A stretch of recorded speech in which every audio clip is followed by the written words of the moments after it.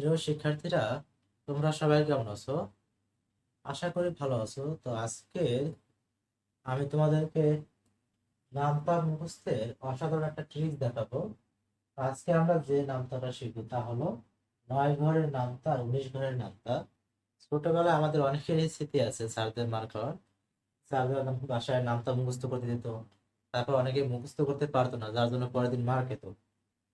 তো আমরা দেখা যায় কম বেশি সবাই একটা জিনিস পারতাম নামতার ক্ষেত্রে, সেটা হলো প্রথমটা এবং শেষেরটা।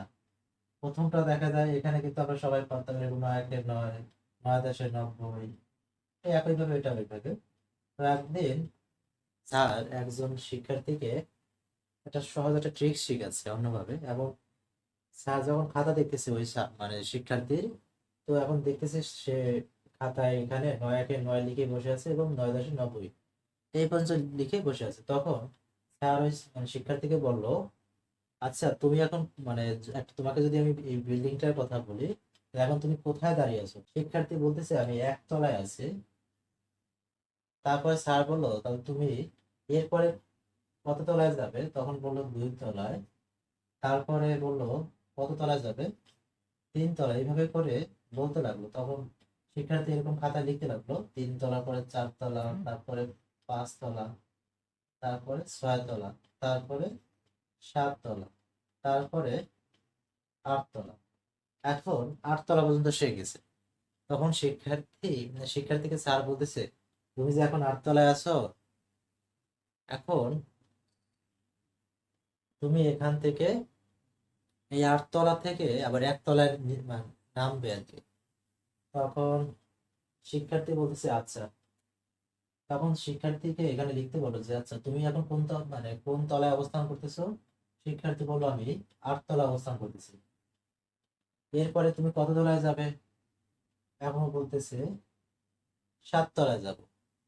এরপরে কত তলায় যাবে? 6 তলায়। আচ্ছা, এরপরে তুমি কত তলায় যাবে?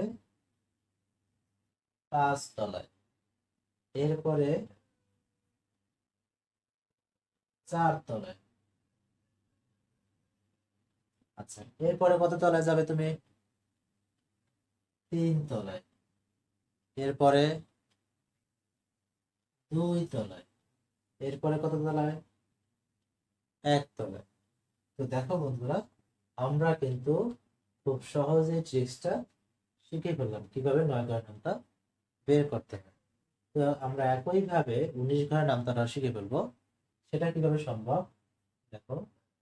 তাহলে আমরা প্রথমে একটা কাজ করব, সেটা হলো এখানে বিজোড় সংখ্যাগুলো লিখতে। দেখো বিজোড় 1, তারপরে 3, তারপরে 5, তারপরে 7, তারপরে 9, তারপরে 11, তারপরে 13, তারপরে 15, এরপরে আচ্ছা 17, এরপরে কত? 19। আচ্ছা, তো এখন আমরা কি করব? শূন্য থেকে উপরের দিকে যাব।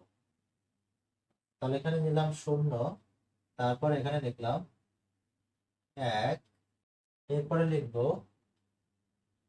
2, তারপরে 3, তারপরে 4, তারপরে 5, তারপরে 6, তারপরে 7, তারপরে 8, তারপরে 9।